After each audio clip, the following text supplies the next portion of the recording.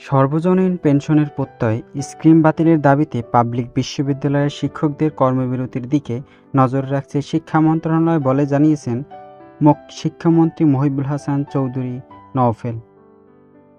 আজ সোমবার রাজধানীর সেগুনবাগিচায় এইচএসসি ও সমমান পরীক্ষা নিয়ে আয়োজিত ব্রিফিংয়ে সাংবাদিকদের এক প্রশ্নের জবাবে তিনি একথা জানান।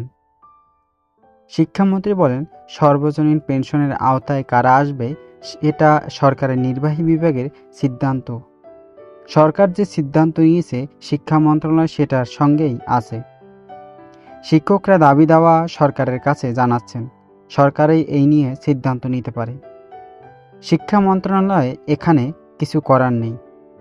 তিনি বলেন, শুধু বিশ্ববিদ্যালয়ের শিক্ষকদের সর্বজনীন পেনশনের আওতায় আনা হচ্ছে সেটাও নয়, সব সরকারি কর্মকর্তা কর্মচারী ও পেনশনের আওতায় আসবেন। হয়তো এবছর শিক্ষকরা আসছেন, আগামী বছর অন্যরাও আসবেন, তবে পর্যায়ক্রমে সবাই আসবেন।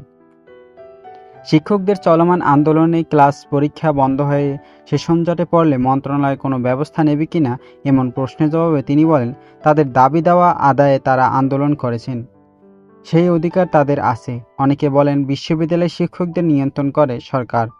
এই আন্দোলনের মাধ্যমে তো এটা বোঝা যাচ্ছে যে তা স্বাধীনতাভাবে মত প্রকাশ করতে পারেন।